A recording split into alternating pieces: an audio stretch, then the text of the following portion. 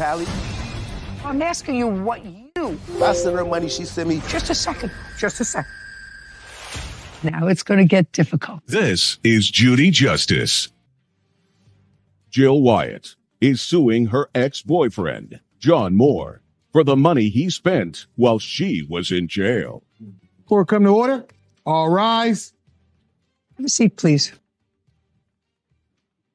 Case 3046, Wyatt versus Moore. Thank you. Welcome. Miss Wyatt, how long were you and Mr. Moore in a relationship? We've known each other for about 18 years. Did you ever live together? On a couple of occasions. When was the last time you lived together? January, I believe, 2022. Were you living in a house or an apartment? It was a house. Was it a lease? Yes. Was the lease in your name, Mr. Moore's, or both? No. Apparently, it was an arrangement that he had with the person that he gave the money to. There was no paper. We're getting far off the field, but it's getting more interesting.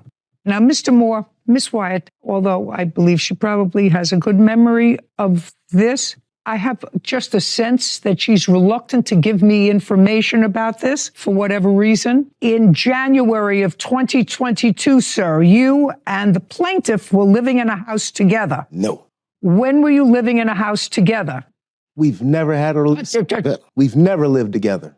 When you say live together, I come over. I got a girlfriend I've been having for the whole time. So I've never lived with her. Do you remember the house she's talking about, yes, sir? I do. All right. The one she I don't want destroyed. you, just a second. I don't want you to play around with me. Okay, I'm not. Okay. Do you know the house she was talking about when the two of you were together some of the time in a house in January of 2022? That's a yes or a no? Still a no. Okay. So the house that she's talking about, you lived in alone? I lived in with my girlfriend, actually. Oh, just a second. Did Miss Wyatt ever come to stay in that house with you before you had your then current girlfriend? When I first got the apartment, Miss Wyatt was going to come. She didn't get along with the lady upstairs.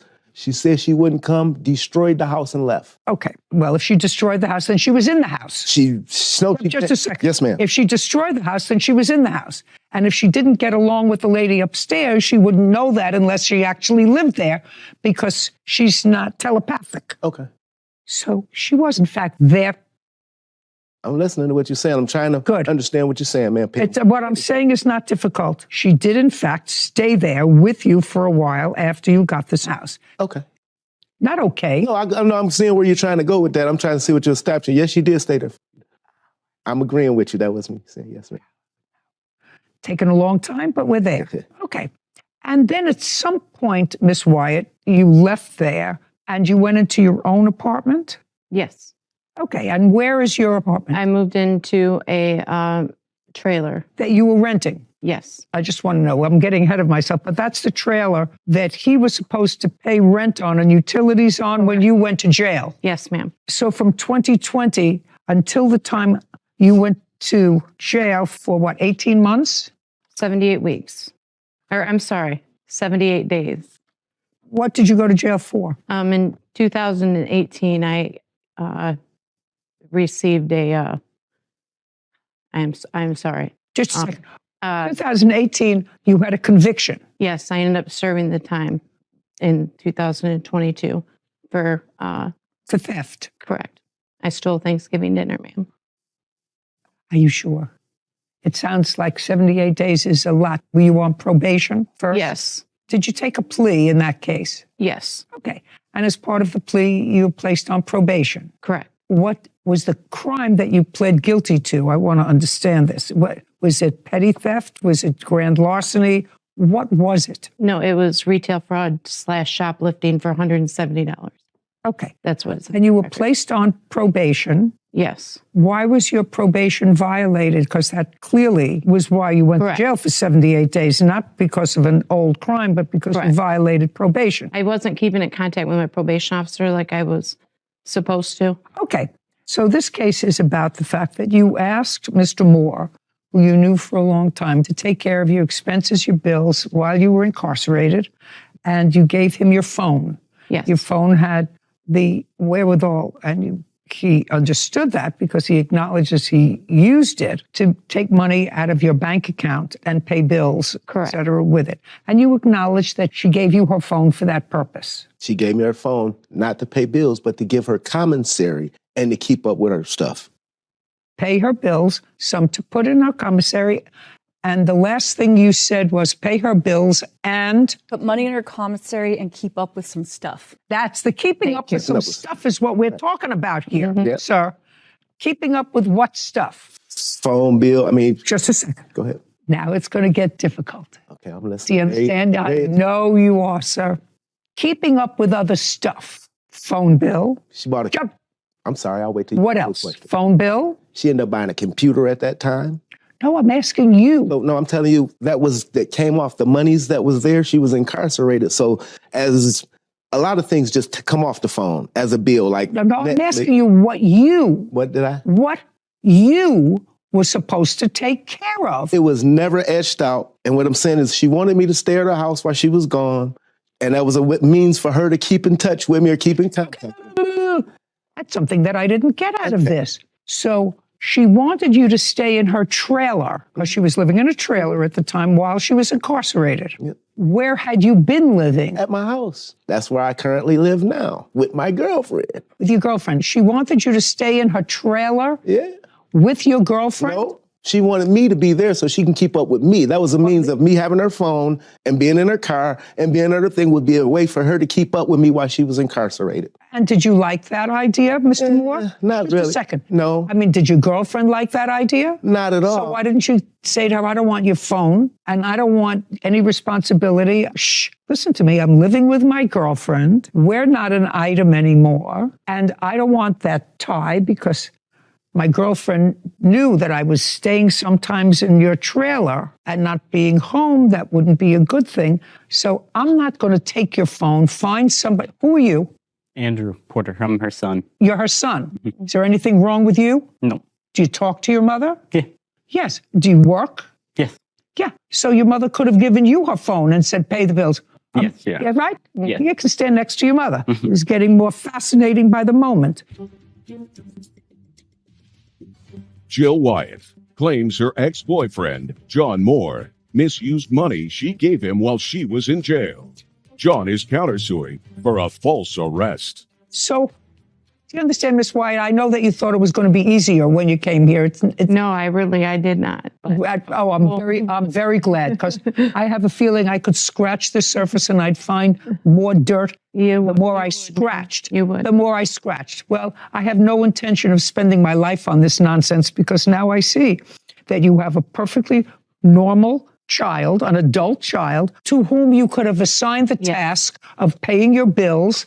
And I assume that you trusted him more than you trusted this guy who seems to have a girlfriend, but then, it can be convenient. He can go here. It's never painted that way when it's in the midst of things. But he, I also work out of state. What? I work out of state. I'm like a field engineer, so I'm only in Michigan maybe a couple weeks at a time. That's okay. And then, Paying your bills doesn't mean that you have to be in Michigan. You can pay your bills and you could have done all of those things except anyway, this is your case. You allege that Mr. Moore took money out of your account, a couple of $1,000s. $781 of that he gave to me while I was in jail, but the remainder he can't account for anything that he did. So somebody did put in your commissary. Yes. He said he also sent you, there was $600 in the account when he gave the phone back to you. Was there $600 in the account when you were released from jail? The date of that? What's the date of it, sir? She asked the question, but the answer did I give it to her? I don't have I didn't know I was going to come to court, so I didn't. But if I look at my phone, I'm quite sure because all our transactions were via Cash App. What do you mean you didn't know you were coming to court? Where No, did I'm you think saying- you were coming today? When we were in this situation, never did I think we would be sued. Oh. So I wasn't keeping tally. We were in Well, a, now you know you're coming to court, so it would seem to me if there's an allegation in your answer that I returned the phone to her, there was still $600 in the account, at least I would have that document. Give me a second, I can get right I to can give you a second. it. I believe that amount was for the August rent. on it. Just a second. All I'm asking you is, did he put $600 when he gave you the phone? Was there still $600 in the account? That was a month after. That was for August. What do you mean it was for August? What does that mean? For the August rent. This whole thing with not living with me and not being with me or whatever is untrue. When I got out of jail, we were supposed to be working together, living together. This was no anything like he's describing with having somebody else or anything like that. I would like to see, Mr. Moore, when you gave her back the phone, that there was $600 on the phone. It's her phone. I'm not Just sure. I'm saying I don't have evidence of her phone. Okay. Now. But I gave you asked her, she'll tell you I gave her $600. You say that the money that you used, and you acknowledge that you used some of the money, was because you drove her car for a half a block. Nope, it was more than a half a block. Well, just a second, let me see. It says that. Just a second. I drove her car 1 block to my job. So it wasn't a half a block. Just a second. I drove her car 1 block. I apologize, it wasn't half a block. Put your hand down. To my job when she was in jail, and the alternator went out, and it was impounded. Explain that to me. You drove her car, you had your own. For some reason, you drove hers. Why don't you give me a 1 sentence as to why you drove hers? 1 sentence. 1 sentence. On my truck, I had my equipment, my lawn equipment, and I was just going 1 block away, so I didn't want to have to turn it around. And the car was impounded at my job, 1 block away from my house. Why was it impounded? Because it stopped on it. The alternator stopped. Just a second. Cars aren't impounded because an alternator stopped. The alternator stopped in the middle of the street. I couldn't move it. They had to tow it because it was in the driveway. They towed the car because the alternator stopped. What you said? Well, that's your fault, sir. It's my fault her alternator went out? Yes, sir. It's your fault that the car was impounded. I'm listening. No, I'm really trying to understand. I want you to listen. Yes, it's your fault. And I don't know what other nonsense there is here, but if Sarah was driving her car and it stopped running because the alternator went out, I'm going to take a guess and I'm going to say, Sarah, what would you do if your car stopped running in a driveway, blocking the driveway? What would you do? Call AAA. Call AAA. Call a tow truck. And you would call a tow truck and ask the tow truck to take it to a auto repair shop. To an auto repair shop. Your first clue would not be just to leave the truck there and say, send it to impound. No, it happened. Just a second. Mr. Moore, please try not to test yourself on the dumb scale. Nobody who's responsible because a car breaks down leaves it in the middle of the road to be impounded. That doesn't make sense. It's illogical. Second thing I'm concerned about is when your car is impounded, in order to get it out of impound, which you say that you did, you have to show proof of title. Yes. Yes. Now, how did you get proof of title? Because I had the title. I hear the wheels. I hear you have the title because I had access to her house. Well, the title is in her name. Right. They wouldn't give you the car. You're not her. I mean, I would look at you and I say, not even close. Unless she gave you authorization in writing to get the car out for her, no impound service is going to let you take her car because anybody can pick up a title and say, I want that car out. Do you understand? Yes, ma'am. Okay. So you want to try that again with me? Here's my question. I end up getting No, just a second. Okay. I want you to tell me where it was impounded. It was impounded at my job. It was impounded and it was in a place that was a high traffic. I walked back to the house. I want to tell you something. You wouldn't know the truth if it came up and slapped you in the face. That's what happened. You wouldn't know the truth if it came up and slapped you in the face and introduced itself to you. Okay. Now, how much did it cost to get the car out of impound? It cost me $1,000. No, it didn't cost you anything because you took it out of her phone. Didn't cost you. It cost $1,000 to get it insured, retitled, so I could have the ability to get the car out. Well, how did you get her name on the title? What do you mean? What do you mean? What do I mean? She has to sign it over to you in order to... It was already signed over to me.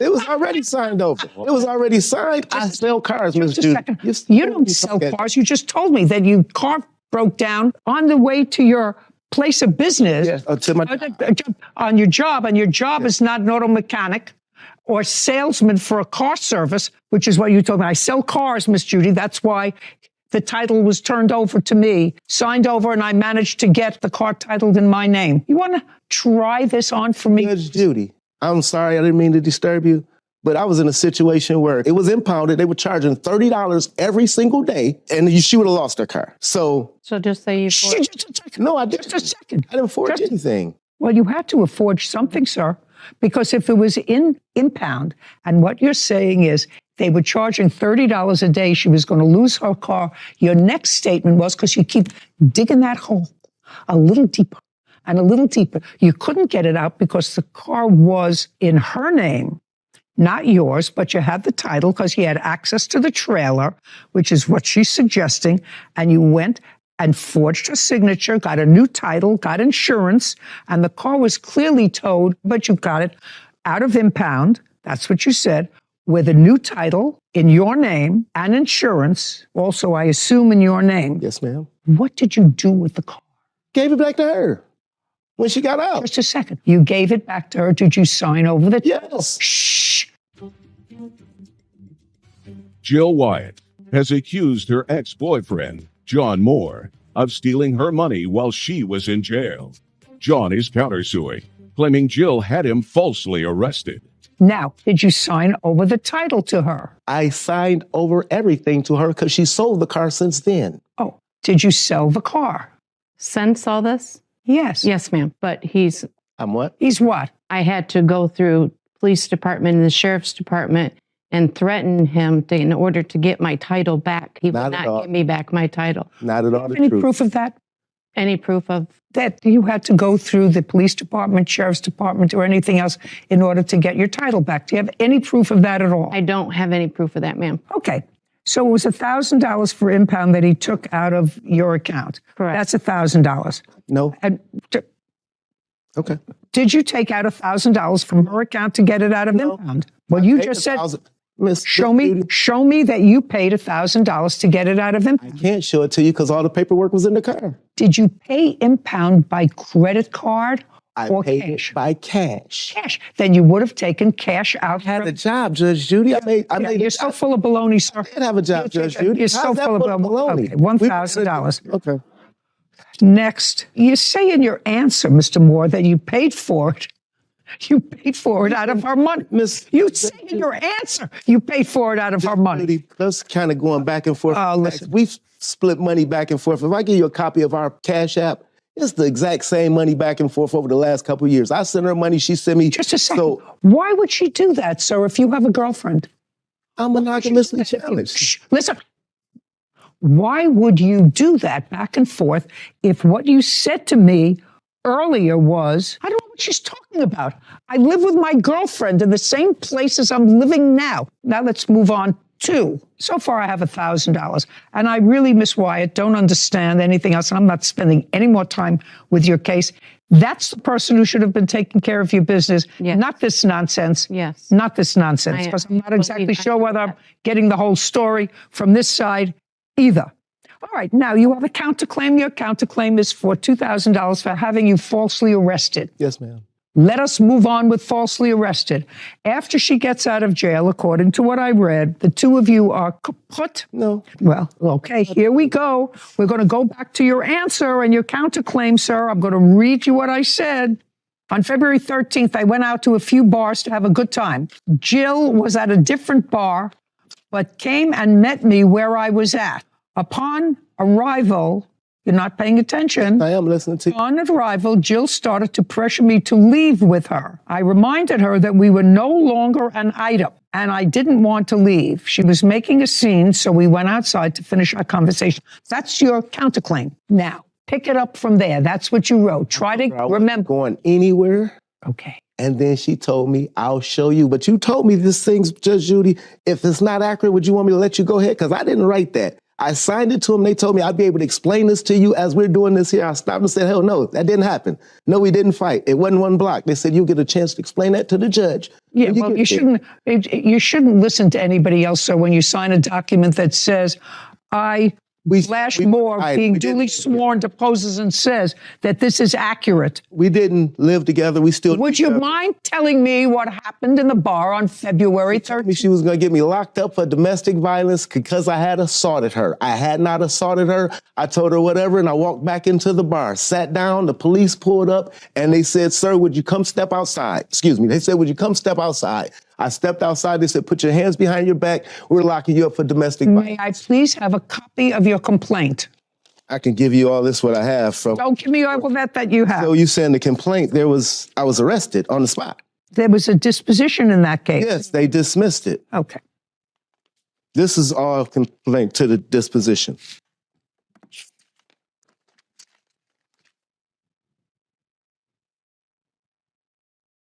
Oh, here we go. The case was dismissed in the interests of justice because you agreed to pay her restitution for just a second. Yep.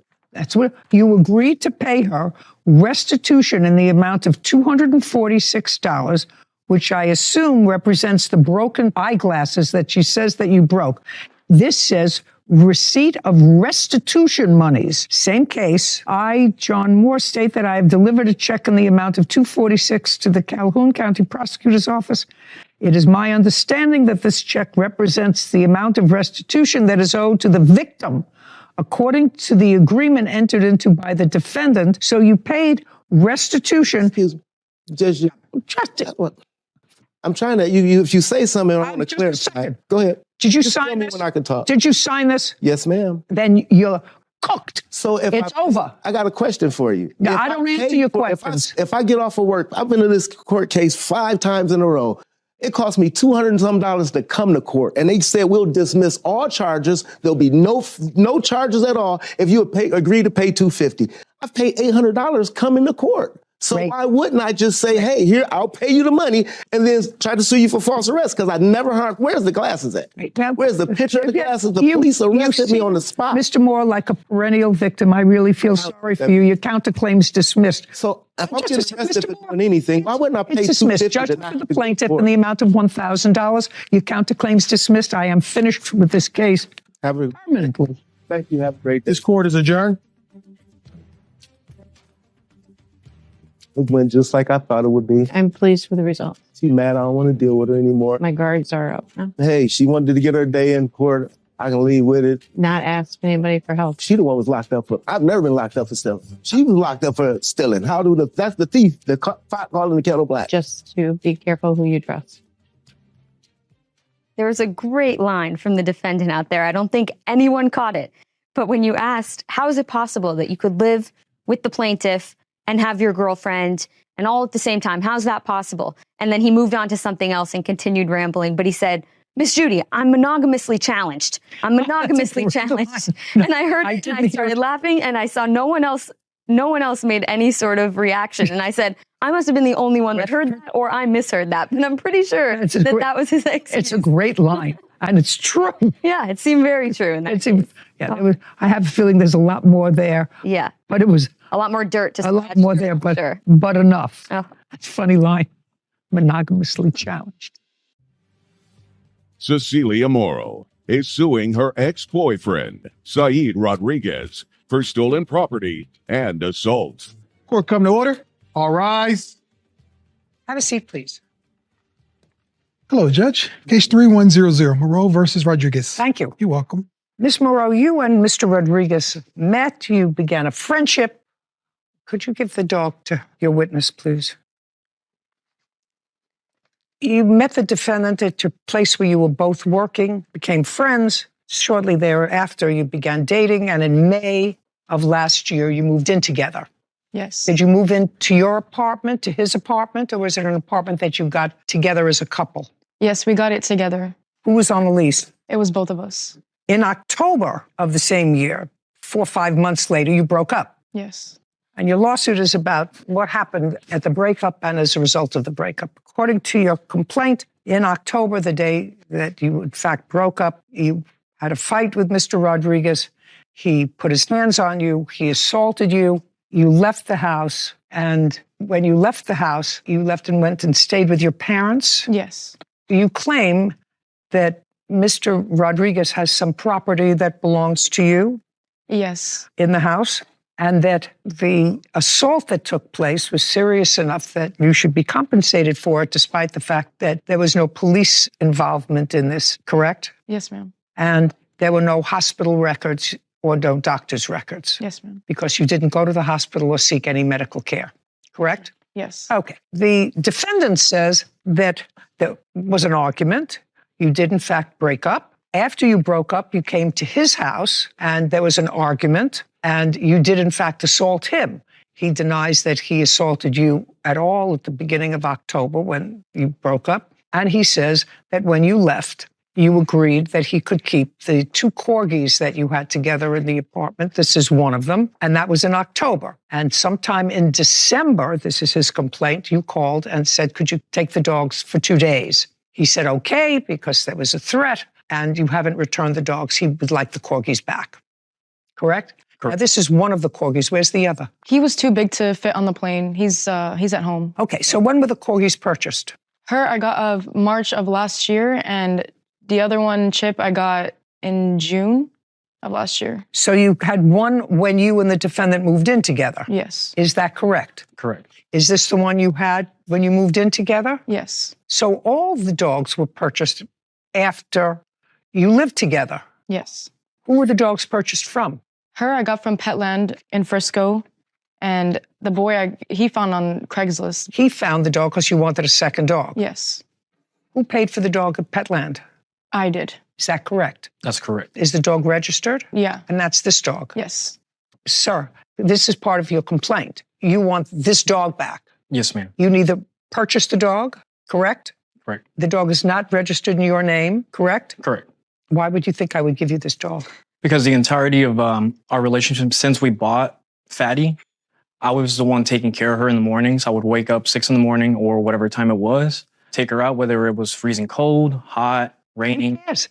And Who cares? of course, but also I have here pictures where she, once after the breakup, she was stating that she can't keep the dog. The dog's not worth the money. If you have statements that suggest that she gave you the dog, I'll read them. But on its face, the fact that you walk the dog in the morning or in the afternoon or at night has no relevance to this whatsoever. Well, I have the messages where she's saying that the dog is, not worth anything. I need to get rid of her. She's bad. She's telling me to come pick her. May I see those, please? Yes, Your Honor.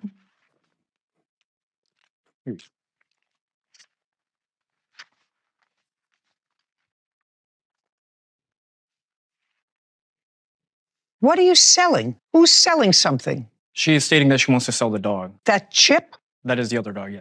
Well, one she bought, and it's in her name, so that's definitely hers. And also, That's Fatty, right? yes. And Chip, sir? So it was about both of them. From the day we broke up, I kept the dogs because she couldn't keep them. She couldn't take care of them. She left them in the cage all day. And I also have evidence where, her family members are throwing cheese at her face, mistreating the dogs. Show me. Dog looks perfectly happy to me.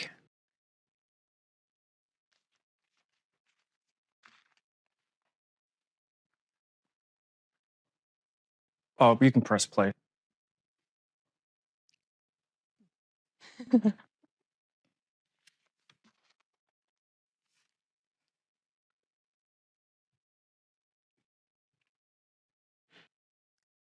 What was that big piece of cheese that was thrown in the dog's eye?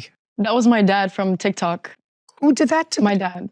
He has a TikTok account. It's a trend on TikTok to throw it on babies' faces and dogs. That's terrible. It's a trend.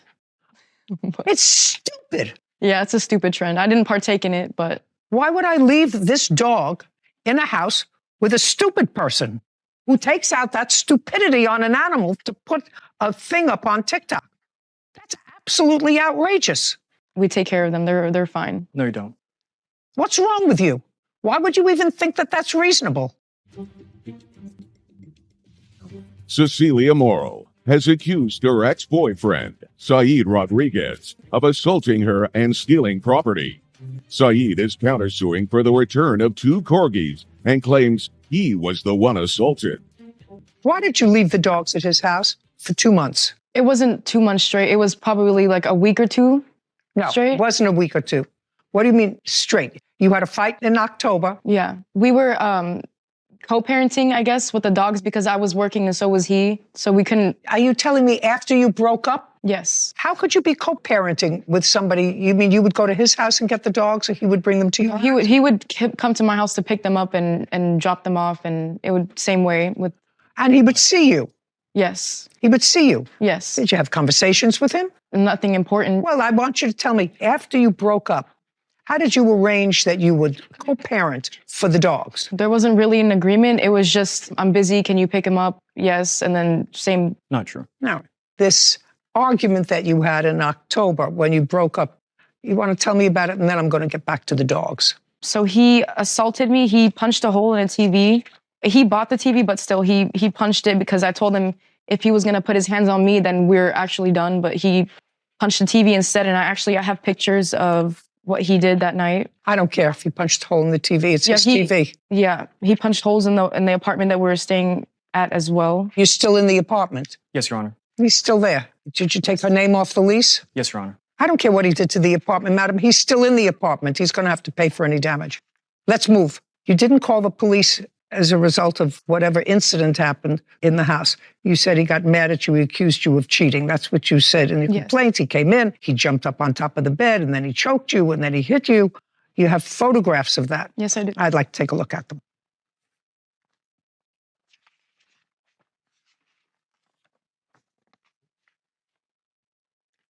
I'm just going to take this. I don't know what this is from. Clearly shows that something happened in her mouth. I'm not exactly sure what. She has 2 marks that she's showing me. Now, did you hit her in the mouth? No, Your Honor. You tell me in your own words what happened the night that she came home and you accused her of cheating. So the night that she came home, I told her, I'm like, what are you doing? Where did you go? She starts trying to make up excuses. I show her messages. I'm like, okay, you're lying to me. I don't appreciate it. She starts going off. I start going off. Just a verbal argument. And just like how she assaulted me. No. She didn't touch you that night. She pushed me. Tell me how that took place, sir, that she pushed you. She's a very angry person. And No. How it came about that she pushed you. Well, started arguing back and forth about how she wasn't doing anything wrong. I told her, yes, you are. And now you're fighting verbally back and forth. Yes. And she pushed you. She put her hands on your chest. And show me how she pushed you. Show me on your roommate how she pushed you. Go ahead. And she just starts trying to slap me. And at that moment, that's when I pushed her over and I told her, do not put your hands on me. Just a second. So you pushed her over? Yes, to defend myself. You pushed her over. All right. So this is your problem, sir. You said nothing happened that night. You said in your answer nothing happened that night. I have a copy of the police report that I reported. I'm going to look at it in a second. Now, you say here, I never assaulted Cecilia. We have plenty of arguments during the relationship, but I've never assaulted her. She has a tendency to blow things out of proportion. I have never put my hands on a woman in my life. Well, that's not true. You just told me you did. As self-defense. You didn't say that here. You said, I've never put my hands on a woman in my life. Would that be considered assault in self? No. That's not what you said. Okay, now I'll see the police report.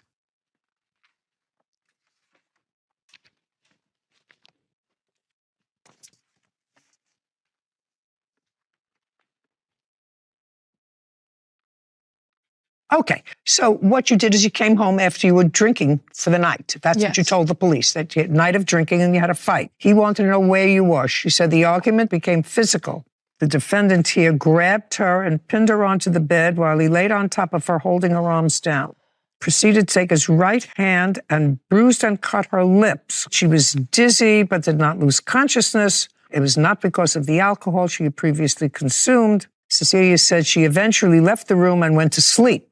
Just a second. So after this incident, when he allegedly hit you, causing this injury to your lip, you went back to living with him? Yes. I'm reading this thing and I said, well, she said she was assaulted. She left. She went home and she went to live with her parents. But you didn't.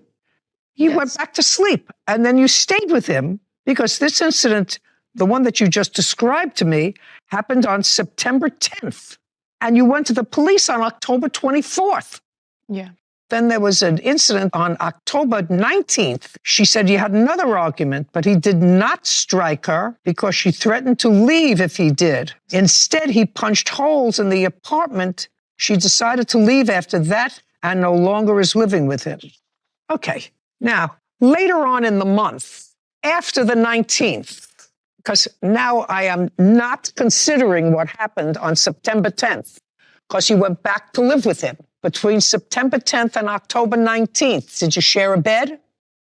That's a question. Yes. Every day? No. 4 days a week? No. 5 days a week? You were living together until the 19th of October. Yes. Where did you live? Well, we had couches as well as a bed, so we weren't always sleeping together. That's not true. You know, I don't believe you.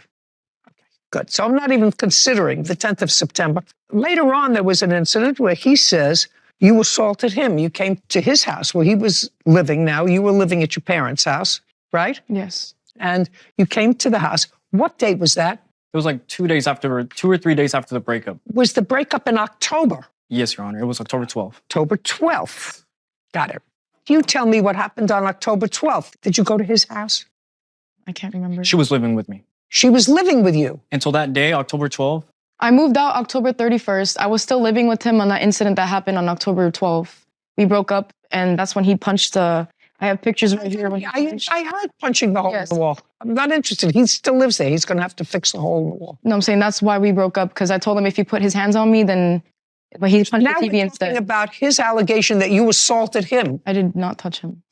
That is false. That's your counterclaim that you have. Then I have to figure out what to do with these dogs. So I have pictures and I have messages where... I want to know when it happened and where. Let me show you. No, I want you to tell me when did it happen and where. It was a day or two after I left, which might have been October 14th or 15th. And she was upset because I had already picked up Fatty because she asked me to. She texted me, I want my stuff back. I want the dog back. And I told her, I was like, no, if you already filed the lawsuit against me, let's just go about it the legal way. I told her, do not show up at my house, which I clearly have messages where I state not to show up. And in those messages, she threatens to murder me, find me and kill me. At that moment, I told her, if you do not leave, I will call the cops. And in that second, she lashed out, grabbed my neck, and scratched my whole neck and my shoulder. And that's... What date was that? So October 14th or 15th. And then you went to the police on October 24th for the first time. Yes. Is that correct? Yes. Okay. Can I see your photographs, please?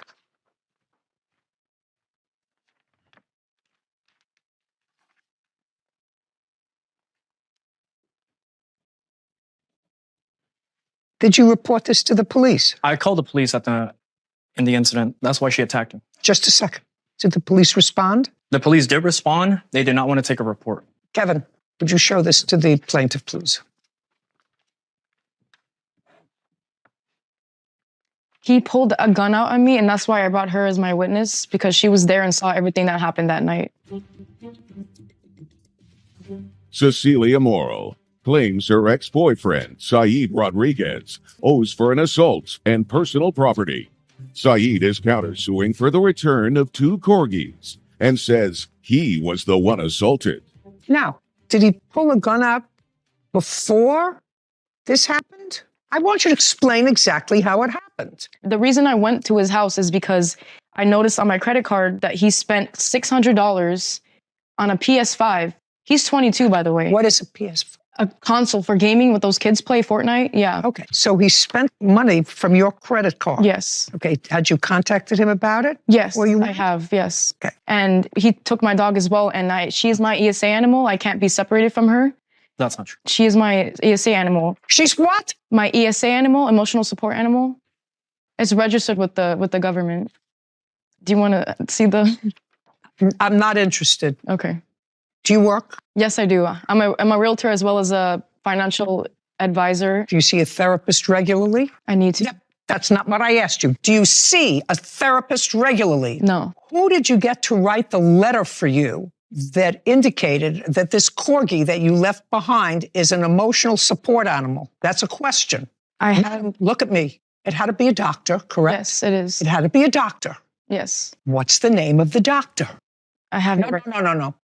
The answer is You don't know offhand the name of the doctor, is that right? Yes. Does the doctor live in the area where you live? No. How many times did you personally visit this doctor? Not once. It was registered through online.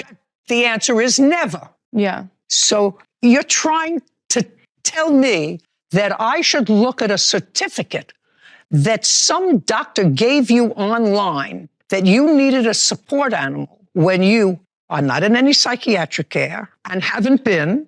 The doctor never examined you, but for a fee, pay attention, for a fee, wrote you a letter so that you could make this an emotional support dog. Now I want you to tell me in what month? May. And I have the registration if you want to take a look at it. I don't want to take a look at it at all. It's nonsense. You know it's nonsense, and I know it's nonsense. Now, there are several reasons why you get these nonsense online from close the cover before you strike doctors that will attest to the fact that you need a therapy dog in order to survive. There are several reasons for it. You want to take it to work? No. What was the reason? There has to be a reason. Yeah. I'm really smart. I know. Really smart. It was so we didn't have to pay the pet deposit. So when we got the apartment. There you go. So it was a fraud. No, but that just. So it was a fraud. So you committed a fraud, so you didn't have to pay a pet deposit for your animals. When I asked you, you want to read me back the answer when I asked her, do you see a psychiatrist? And she said, no, but I need one. And you knew you needed one in May when you had to pay the pet deposit. No, I need You to. two people are really cute. Is that what she said? Yes. Yeah. Okay. Mr. Rodriguez, the plaintiff owns the dog. She owns the dog. She paid for the dog.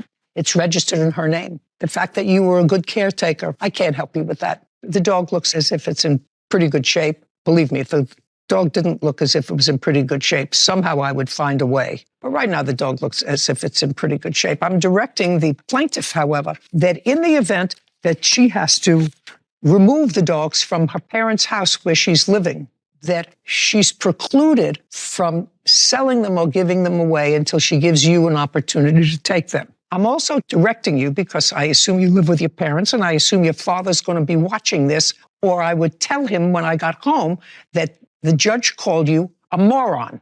I will. You can tell him that. I will. And I suggest to you that if you want to own a pet, I've had pets all my life, you have to protect your pet from morons. Yes. Whether they be little children who are morons or adults who have nothing better to do than to make TikTok videos using somebody else as a fall person. Frightening.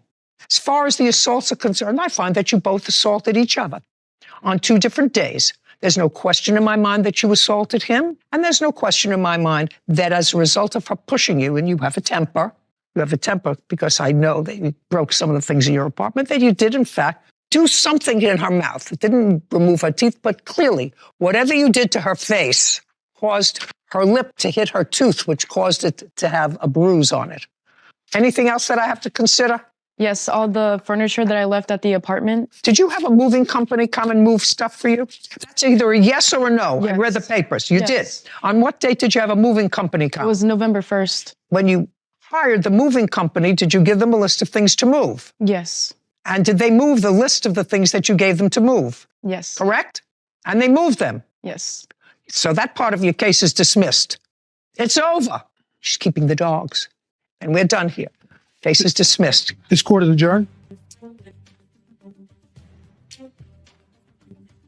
That's what happens when you get in narcissistic relationships. People manipulate you. I was with him since I was 15. I'm 19 now. Honestly, I was pretty upset with the outcome of the dogs. I haven't talked to him in months. This is the first time I've seen him in forever. She kept coming back. I mean, I don't like him. I don't want him ever. done means done, man.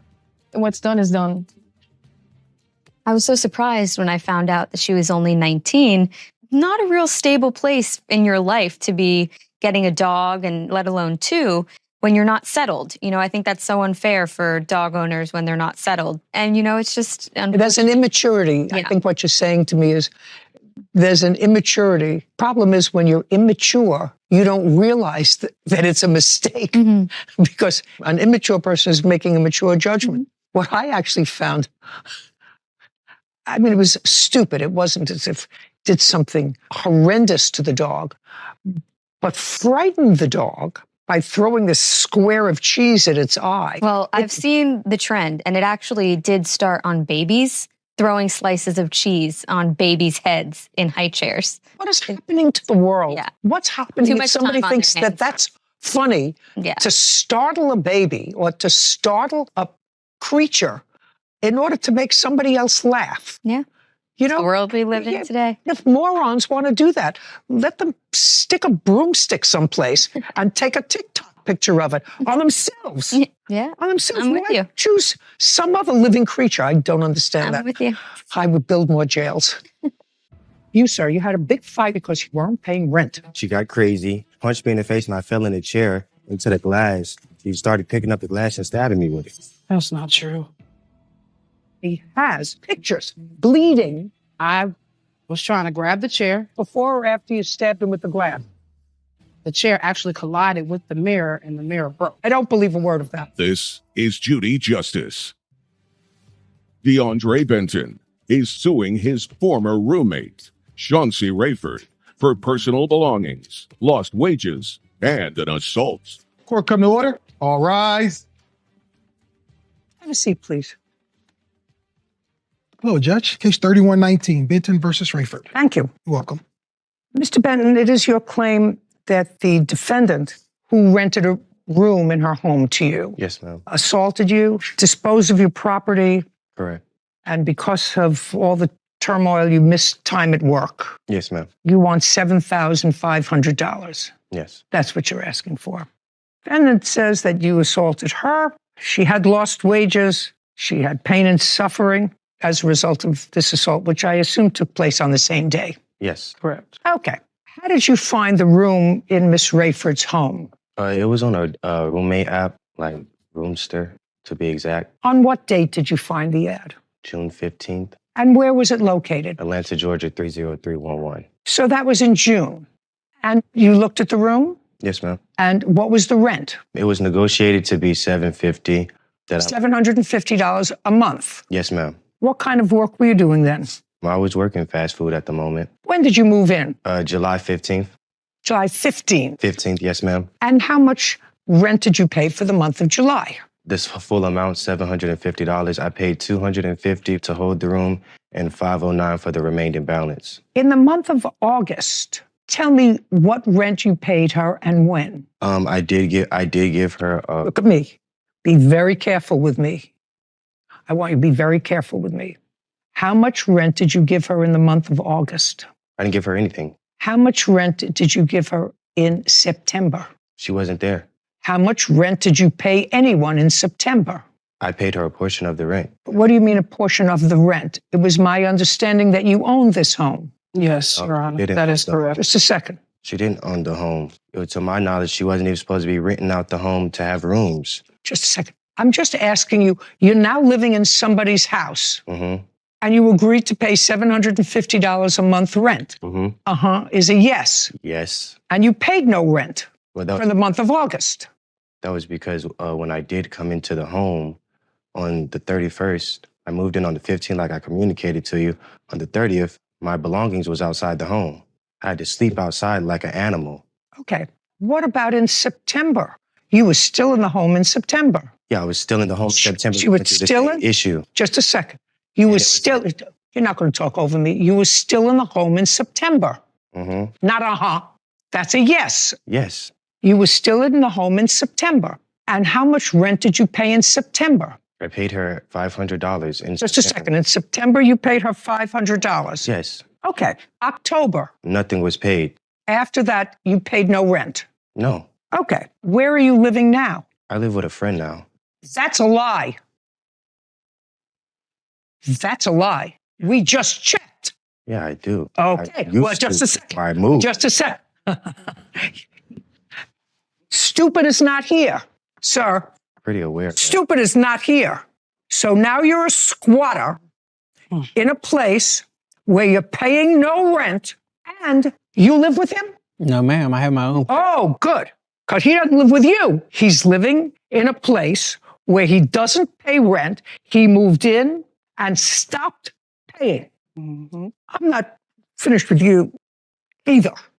Do you understand? Yes, I understand what Very good. So But if there's- you understand, there's you two weren't factors. living outside like an animal, and you've been living for August, September, October, November, December, January, and February, 7 months in a place in which you pay no rent. Well, can I ask a question? How am I supposed to pay rent when I had several eviction notices and she wasn't there to show up? Then leave. Then leave. I mean, well, You're you said leave, but You are a squatter. she told me I You're didn't a have to. squatter. Well, if she told you that you don't have to, then the two of you are in collusion here. I'm not talking about Yeah. it, ma'am. Who told you didn't have to pay? The judge, because I didn't say the judge didn't say I had to pay. The judge said I did not have to leave, that she didn't find a reason to eviction of me because she didn't show up and provide her evidence. I'm just telling you, you're a squatter. You don't pay rent. Everybody else here pays a mortgage, pays a maintenance. You moved in and you became a squatter. And I don't care what some other nitwit said to you, you're a squatter. So you get zero for the rent, for your property. I'll get to the assault in a minute. I read your answer. When did you purchase the house? June 3rd, June of what? 2021. What was your mortgage? The first year, from June when I moved in 2021, it was $1,575 a month. For the mortgage. Correct. June of 2022, it increased by $40 and went to $1,650. In what month did you stop paying the mortgage? September of 2023. Why? DeAndre Benton claims his former roommate, Chauncey Rayford, threw away his property and assaulted him. Chauncey is countersuing for property damage and says she was the one assaulted. Now, in what month did you stop paying the mortgage? Well, to be completely honest with you, Yeah, I don't want you to be dishonest with me. You have to be honest with me because I know everything. Yes, ma'am. I got laid off. I was okay, just living off of savings for a few months. Things got hard. Just a second, you got laid off from what job, where? Carvana, and this was November of 2022. All right, so you've already been laid off for a year, and you're telling me you paid your mortgage until September. Yes, ma'am. I was doing anything I could from an app called InstaWork. Okay, so then you stopped paying your mortgage in September. Yes. And when did they foreclose on your house? October 23rd was the date that I was told that myself and DeAndre needed to be out. And I just asked you a question. They foreclosed on the house in October. Yes. Where did you go? I had to move back with my mother in the state of Missouri. I lost everything. My job, the home, my dog. Okay, so now the bank owns the house. Yes, correct. And he's been squatting still in the there. house since October. Yes. He will not leave. Now, I've listened to what you just said just about the ownership of the house and when she turned it back to the bank. You said in your brief questioning before that she didn't own the house. She was a renter. I wasn't supposed to be there in the first place, and she knew that. I wasn't even aware of that. That's not true. Just a second. If she owns the house, you can be there. She doesn't own the house. She doesn't own it anymore. She never did. Well, show me proof of that. Okay, that I'd like to see.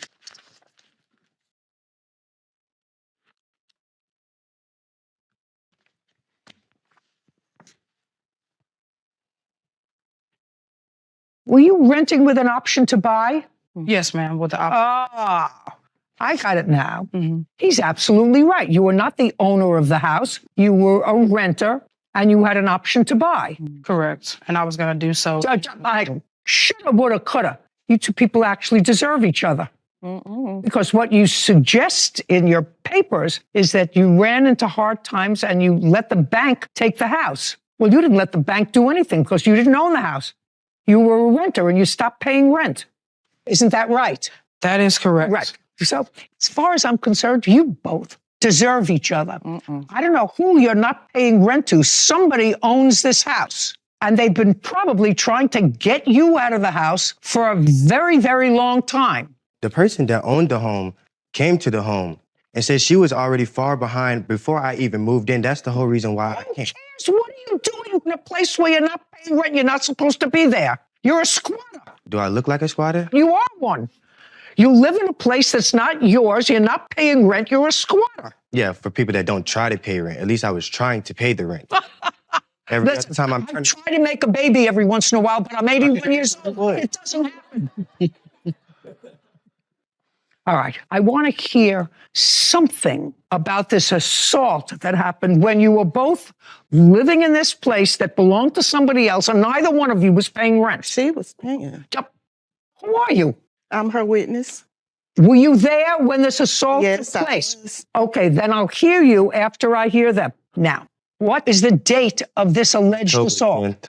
October 10th. Yes, ma'am. And you were still living there, not paying rent as of September and October. She was still living there. Yes, ma'am. Tell me what happened. So I came outside out of my room.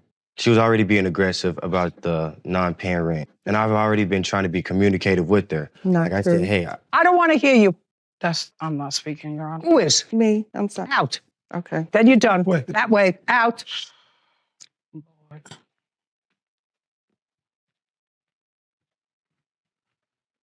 Go ahead. basically, Now, I don't want to hear basically. I want to hear to the best of your recollection on October 10th, 2023. You were both in the house. You were in your room. she got crazy. Basically, long story short, she got crazy. I tried to come inside the house and sit in a chair. The lady pulled the chair from me. I have the pictures and everything of it. Pulled the chair from me. punched Which me. lady? This one right here. Pulled the chair out from under you, tried to sit down. Yes, ma'am. And? Pulled the chair out from me, punched me in the face, and I fell in the chair into the glass. She started picking up the glass and stabbing me with it. And? And I had to call the ambulance. The police came. Took May 45 minutes. May I see the police report, please?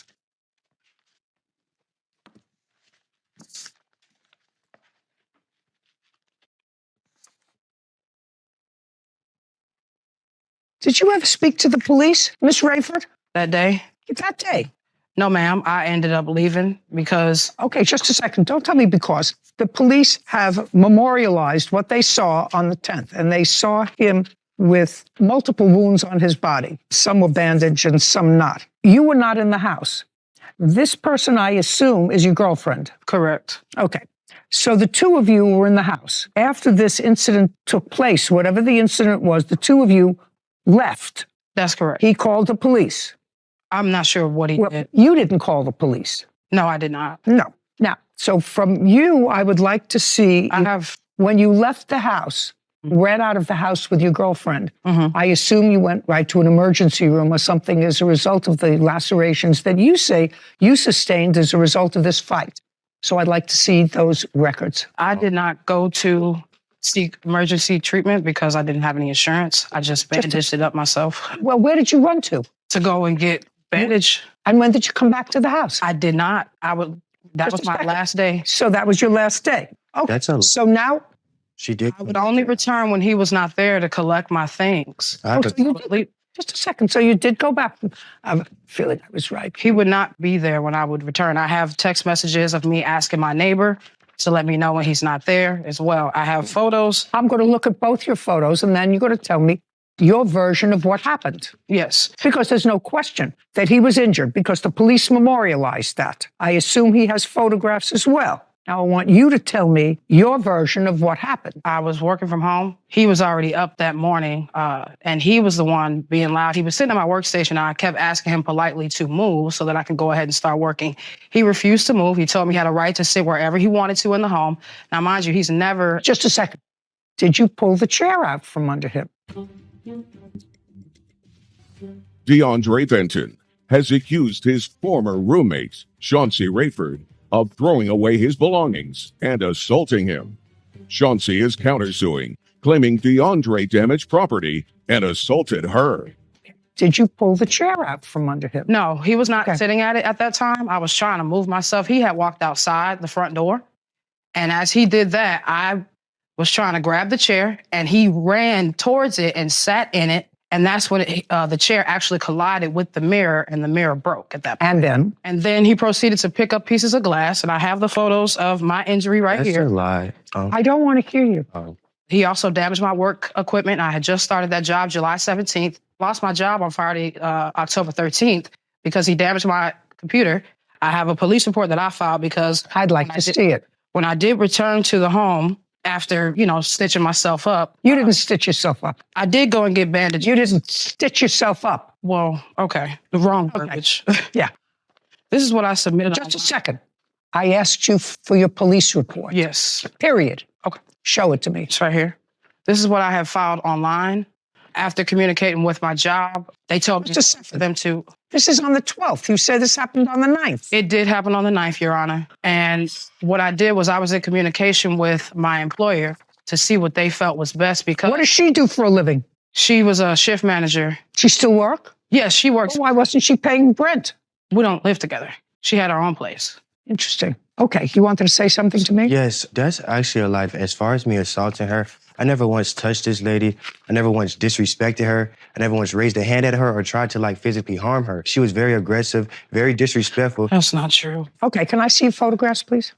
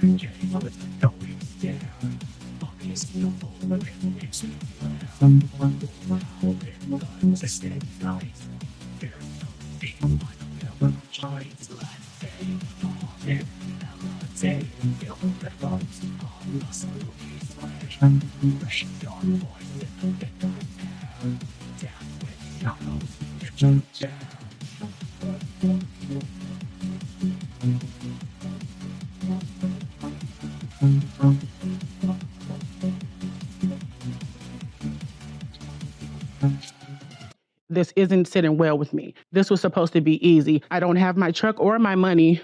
How does that work?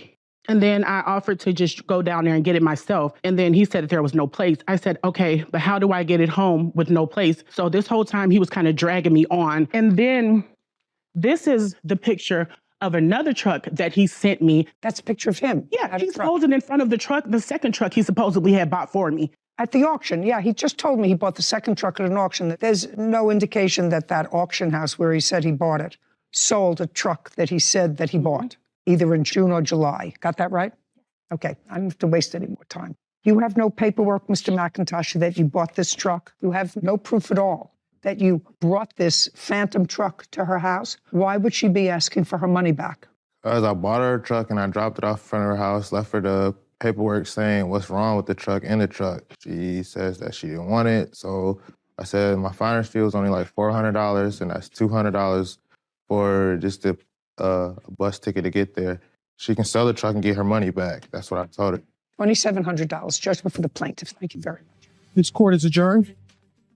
I hope this don't affect the relationship with my nieces and nephews. I'm not really here to bad talk to anybody. I just wanted, my money back. I left it there with the papers and the receipts. Right is right, wrong is wrong. She said she didn't want it. I told her she can sell it back, get her money back. I feel like he kind of screwed it up in a way. I just want to be a good uncle all the time.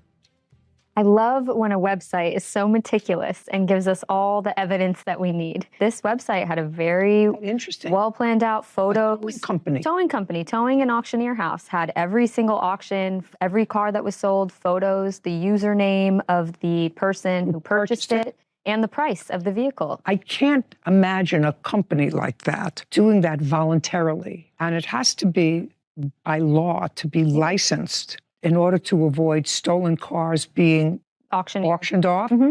Has to be very smart. Yeah, good way to track the evidence. That was the... Annabelle Barone is suing her ex-boyfriend, Asael Arteaga, for a loan. Court come to order. All rise. Have a seat, please. Hello, Judge. Case number 2060, Barone versus Arteaga. Thank you. You're welcome. Ms. Barone, case is not a very difficult one. You met Mr. Arteaga? Arteaga. Take your hands out of your pockets. At a bar? Yes. When? Back in June of 2021? Did you ever live together? No. You always maintained your own residence and he his? Yes, the apartment I owned was always underneath my name. But he never lived there? No. Good. But you bought a car. Yes. In what month and year did you buy a car? I ordered a Tesla back in, if I'm not mistaken, May. May of what year? May of 2021. Was it a new car? Yes. Give me a rough number. How much was it? Out the door, 72,000. And what color did you order? Black. This is what the case is about, and it's going to take very, very little time to resolve the case. You ordered the $72,000 car in black, and because of whatever strange reason, you wanted the car wrapped. Now, I think most people know what that means, and I think I know what that means. That means you take a perfectly good car and you put a different finish on it. Is that what it means? Yes. You buy a car that has a nice shiny finish and looks clean, and then you put something on it that, I don't know, looks like it's been sitting out under a volcano. I guess you could say that. What? I guess you could say that. I just did. And that cost money. It cost an additional, I think, according to the papers that I read, $3,800. No, it's $3,950. How much? $3,950. And you had some of that money, but you gave him, transferred to him, $1,800 on your credit card. Yeah, so it was an agreement made between... No, I didn't ask you. You transferred to him $1,800 towards this wrap on his car. I made the payment for him. You made the payment for him on a credit card? Yes. And according to you, your arrangement was that he would pay you back monthly $100. Correct. You don't dispute that. She offered. Yeah, she offered. And you did, in fact, on 3 separate months, pay her back $100. Yes. And that means that in your view, it was a loan. Well, it was more of a gift. Well, then why would you pay her back $100 a month, Mr. Artiega? Because our finances are much different. What do you mean? I was getting a car. I ordered a car, so it was a gift for me. But she already knew that I was looking for a PPF, which is a paint protection film. So I'm more... Listen to me. Yeah. You're not answering my question. You're doing a dance around my question. If it was a gift to you, this $1,800 towards the wrap for your car, why did you pay her back $300? To help her out. Yeah. And then you stopped, because that sounds ridiculous. You still have the Tesla? I still do. Yes. You're making payments on it? Yes, ma'am. Good. What kind of work do you do? I'm an electrical superintendent. Expensive car. Indeed it is. You're a single guy? Yes. That's what single guys do with their money. Tell me why you stopped paying her back, Mr. Artiega. Things got sour very quick. So things got sour with the relationship? Yes. Okay. And is that when you stopped paying her? Yes. Good. Judgment for the plaintiff in the amount of $1,500 is what he owes you for the balance of the loan. Thank you. We're done. This court is adjourned. We broke up. It was a nasty breakup. There was bad feelings and tensions between the both of us. It was a bad breakup, yes, but there's a lot more details to it. It was just out of pettiness at the end of the day. Because she caused a lot of rift. I'm just not going to loan out money to just anyone from here on out.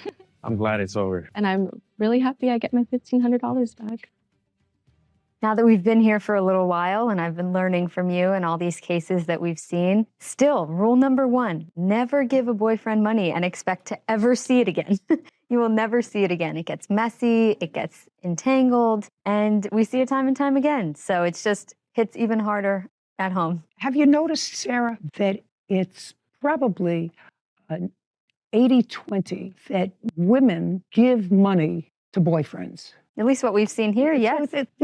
You know, and if this is a microcosm of the world, and I don't know what that is, I haven't been able to figure it out. I've been doing this kind of business for 30 years, and I can't figure out why. Perfectly lovely young woman, guy's buying a $72,000 car and says, hey, babe, I'm short $1,800. Well, if you're short $1,800, buy a cheaper car. Yeah. You know, there are cars that cost less than $72,000. But women should be smarter and not agree to do that. Smarter. They ought to make mandatory watching these cases as part of a growing up process. A lot of great life lessons, for sure. Case 2073, Joseph versus Williams. All parties, please step forward. Donnell Joseph is suing his niece, Tina Williams, and his sister, Martha Williams, for personal property. Mr. Joseph, these two ladies are your half sisters? My half sister and her And daughter, my niece. So, what's your first name? Martha Williams. Martha is your half sister. Yes. And your first name? Tina. Tina is your niece. Yes. And you and Martha have the same mother. Yes. Your mother had a house. The house was in her name. Your mother passed away in the early 70s. Yes. At that time, she was married to your father, not your father, correct? No. And your father lived in the house until he died. Yes. And he died in what year? 2018. Somehow the house, which had been in your mother's name, never went through a probate process. So as far as the law was concerned, the house remained in her name. It never went to her surviving spouse or her children when she passed away in the early 70s. What I'm reading is when your father passed away in 2018, the house sort of remained vacant for a while. For how long? Since he passed away. So nobody's lived there. Correct. And you knew your father passed away, I assume? Yes. And you knew your mother passed away? Yes. And after your mother passed away, she passed away in 1971 and 1972, did you ever visit with your father in that house? I visited with my father. I lived in the house. From when to when? Well, I lived in the house 1963 until like 72, and I started moving out. But I would still go back to the house because it's a family home. I want to know the last time, Mr. Joseph, you lived in the house. 1993. So almost 30 years ago. And where have you been the last 30 years? I've been in New York. I've been incarcerated. You've been incarcerated from when to when? 93 to 2012. So 1993 is when you last lived in the house. Correct. But you were released from prison in 2012. Yes. So for the last 10 years, you have not been back to the house. I've been back to the house, but not living there as a resident. Okay. So for 10 years. Right. As an adult, how old are you? I'm 64. As an adult, from age 54 to 64, you had access to the house, visited your father in the house. Right. Not before then. Right. And you haven't lived there full-time in decades. Correct. This is what your lawsuit wants. You had 10 years after you were released from prison to go and get these treasures, and you didn't do it. Because my father's house was like the treasure of all his children's property. As long as he had... a bicycle or a Boy Scout book. Let's stop being real. Okay.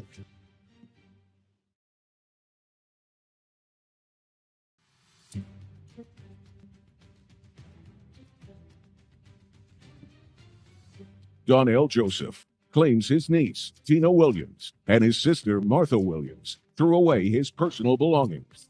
Tina and Martha are countersuing for the cost of a cleaning crew. Your lawsuit is seeking $10,000. Yes. Because, according to you, the defendants disposed of your property that was invaluable. And I'm going to describe the property that you say was invaluable. A 1911 Boy Scout handbook. Yes. That you treasure.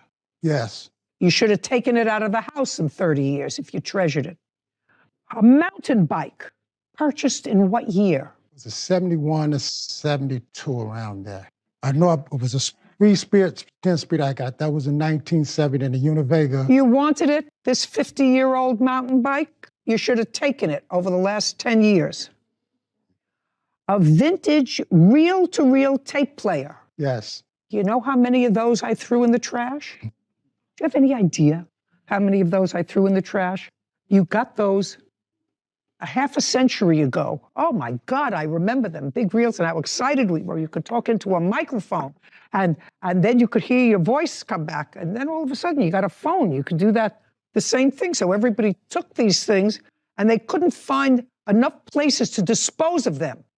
It's not vintage anything. It's a piece of trash. Can I speak, Your Honor? About what? Okay, the reel-to-reel tapes, right? Some of the tapes had speakings of my brother and Martha's daughter. Then you should have taken them with you in 40 years. If they were treasures of yours, sir, and you're 64 years old, I would want those treasures around me. And you had 10 years after you were released from prison to go and get these treasures. And you didn't do it. You just left them in your father's house. Because my father's house was like the treasure of all his children's property. This is how we connected to our father, because everybody has left. Everybody has died. So as long as he has... As long as he had a bicycle? As long as he had a bicycle or a Boy Scout book? The Boy Scout book was handed down to me from my father's. Let's start being real. Okay. Okay, let's start being real. Okay. And the first draft of my published manuscript. Yes. Why didn't you take that with you? For safekeeping, I let my father hold it because that's not a good idea, sir. How old was your father when he passed away? Oh, he was 88, but my father's mind was sharp as a tack. He kept everything. If you wanted it, your father passed in 2018. Is that what you're telling me? I couldn't get nothing out of the house. So I don't know whether you could or whether you couldn't. When did you make just a second. When did you make an effort to remove your forget about the bike, forget about reel-to-reel tape recorder, forget about the nonsense, your manuscript. When did you write this manuscript? I wrote it over a couple of years. It's the first draft of this book. It's the first draft of that book. This book. Well, now you have the book. But I needed to draft it because the other draft I'm working on the second book that goes along with this book, I don't have certain notes and things that I had. It doesn't exist anymore. Yes, it doesn't. It doesn't exist anymore. And if you wanted it, you should have gotten it. In 2018, when your father died, you were out of prison. Where were you living? I was living in New York. And where did your father live? He lived in Los Angeles. Between 2012 and 2018, how many trips did you make to visit with your father? About 3. And when did you publish that book? 2015. So you published that book during your father's lifetime? Yes. And if you needed the manuscript, you came to visit your father. A manuscript, it's this big. That's how big a manuscript is. Yes. Where were you living in New York? In Albany. You have your own apartment or your own home? House. Do you own or rent? Own. When did you purchase it? My wife, we bought it together. It was in 2009. So you're married? Yes. Have children? No. So you and your wife purchased a house in 2009. How much did you pay for the house? $109,000. Are you still living there? Yes. So you had plenty of room in the house. You had plenty of room for a manuscript, tapes, a manuscript that you were working on. You weren't working on the manuscript long distance. What I'm telling you, Mr. Joseph, is the things that you're suing for are nonsense. Okay. If things that you wanted, that a grown-up man, 64 years old, gets if he wants them, it's not that you're homeless. You have a home that you purchased. You went to visit your father 3 times, anything of value. We're not talking about furniture and antiques and a grandfather clock. We're talking about things that can fit in a tissue box. Yes.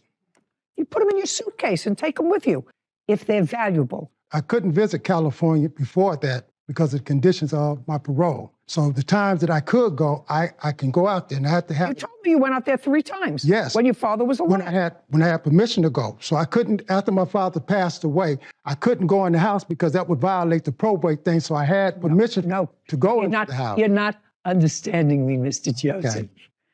You're not understanding me. You went there 3 times after you were out of prison, after you had a home, after you were married. When you went there with a suitcase, don't tell me violating your parole unless you told me that. And in the suitcase should have been, when you returned from California to New York, small things of value that you say were invaluable to you, including a manuscript. Forget the bicycle. Forget the tape-to-tape reel recorder. The tapes that you say were precious to you, if they belong to you, put them in a suitcase. So there's a lot more about this that I don't quite understand. There's a lot about this that I don't quite understand. When your father passed away, who got the house? The house is... Your father passed away. What happened to the house? The house is still in probate. So during the probate thing, I had to have permission to take anything out of the house. Yeah, I'm telling you, I've answered your lawsuit, sir. Okay. I've answered your lawsuit. Thank you. That you're a 64-year-old man, and if something that could fit in a tissue box was that precious to you when you visited your father and you had a home, you would have taken it with you when you left. Certain things I could take. This is not a tea dance. The property has lost this, but I lost a sister in this process. He said he was. And it makes no difference of how this go. I lost a sister. This isn't the probate court. So I would suggest that you all take a deep breath and say, whatever it is, let it be finished.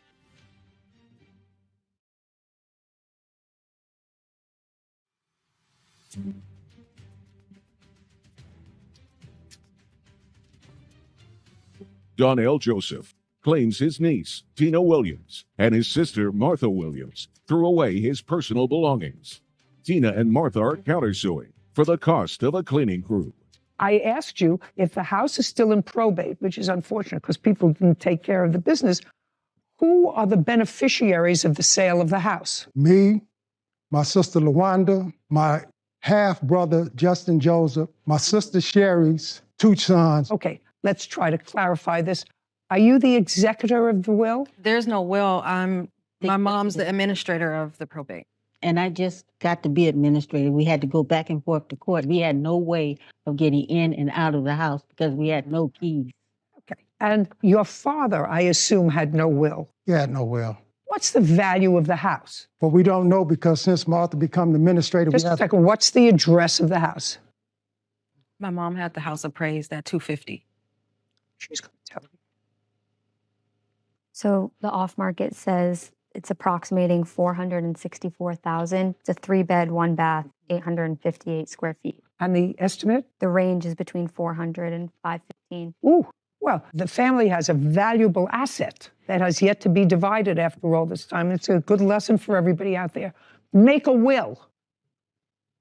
Now you can tell me. Thank you. My grandma, which is their mother, she bought the house on her own with my mom's last name, which is her dad's statement. It's her maiden name, who she was married to. We don't know if they were married. That's what we're going through in probate. It's a process. But the beneficiaries would be Donnell, my mom, and 2 heirs of a deceased sibling. Donnell has also been in jail for most of my life. He hasn't been to California at all. So I wanted to back that up as well. Well, he's not entitled to anything. If he wanted these items that were valuable to him, he should have taken them during his 64 years. The most safest place that I had in the world for my value Well, that's was if my you own a home in New York with your wife and you had an opportunity to take these valuable things because you said you visited with your father after 2009, then you should have taken them. And don't tell me it was the safest place because... Not only the safest thing, but my father... He lost 2 sons. The only thing that he had in his house is the things that was left over from his children. And to take anything that was of value away from his children would have hurt my father. So the safest place for all our property. Mr. Joseph, you don't think you're going to prison hurt your father? Yes. Okay. Let's get real. Okay. You're not getting any money here. Okay. You're going to wait for probate. And in the probate procedure, which hopefully won't take forever, but it clearly can because people are irresponsible and don't create a will, it is likely that you will have part of the proceeds of this house. Likely. Only because if your mother passed away and if she was in fact married to your father or lived with him at that time in California, if there was a common law relationship and they did have children together, then you as a offspring would be entitled, if there was no will, to part of the proceeds of this house. Yes. When she bought the house, she bought it as a married woman. So once she didn't buy it as a single property. That's something, Mr. Joseph, you don't have to convince me of. You have to convince the probate judge of. Okay. You also have a counterclaim that's ridiculous, and I'm not entertaining it. It's really just stupid. Stay with probate. When is the probate proceeding supposed to be finished? Well, we're going through mandatory settlement. One thing I want to say, Your Honor, however this probate is, I wanted to, the property has lost this, but I lost a sister in this process. He said he was. And it makes no difference of how this goes. I lost a sister. My niece, this isn't the probate. I love my sister. This isn't the probate court. I love my sister. This is not the probate court, Mr. Joseph. And I suggest that if you love your sister... She know I love her. Just a second. If you love your sister, you're 64 years old, to me. and you're 64... When you know I love you. Shh. Mr. Joseph. Mr. Joseph. Yes. I know you can get emotional in situations where family is involved, and your sister clearly is sick because she's using oxygen. I just had liver surgery. Mr. Joseph, what I'm telling you is, if you have an opportunity in the probate court, I'm actually telling this to both you and Miss Williams, if you have an opportunity at your age and your stage to settle something that gives each of you something, maybe less than you would get if somebody was disinherited, but at this stage in life, at 64 years old, somebody who just had liver surgery and someone who must rely on oxygen in order to breathe, My common sense tells me that what you do is not to give the whole thing away to lawyers who are there sucking up whatever profits there are going to be in this house. Because if the house is worth $200,000, you're going to get a bill for $140,000 for the probate administrator, for the lawyers, and you're going to wind up with zippity-doo-dah. So I would suggest that you all take a deep breath and say, whatever it is, let it be finished. You have no case, Mr. Joseph. Rely on the probate system. I wish you good luck. I said your countersuit's ridiculous. I'm dismissing. I want to tell you something. Your countersuit for having to rehire somebody to move is ridiculous. I'm telling you, rely on the probate court. We are done here. Would you please let me present my countersuit? No, I read it. I'm dismissing it on its face. We're done. This court is adjourned. All I can say is I love my sister. Just the same thing that's happening, nothing. Whether it's a probate thing or not, that ain't gonna never change. I don't want to hear anything else. I'm always loving because that's my sister. Let the probate court decide. You know, at 25, after doing season 1 of this show, I created and executed a will because this is a situation we've seen far too many times, and it's so unfortunate to see the breakdown of a family over something that could have been prevented had the mother, father, grandfather, grandmother created a will when they were alive to tell the rest of us how they'd prefer their property to be disposed of. It's fascinating to me that their mother is gone for 50 years. And for 50 years, that title to that house, which is Never got flagged, never was. Nobody ever thought about it. Yeah. And the father lived there for 40 years. Must have at least paid the taxes. Taxes, because it did, absolutely. And then plus b into bracket square और जब उसका result निकालते थे तो result आता है a square plus 2ab plus b square. ये extra 2ab मिलता है कि नहीं मिलता है? ये 2ab कहां से आया? 2ab कहां से आया? ये 2ab कहां से आया? मैं नहीं बताऊंगा। ये 2ab है वो जुड़ने की एक्स्ट्रा एनर्जी होता है। अच्छा,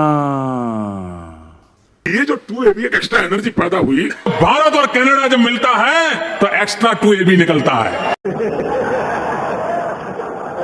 मैंने पहली बार डिजिटल कैमरा का उपयोग किया था 87-88 में शायद, और उस समय बहुत कम लोगों का ईमेल रहता था।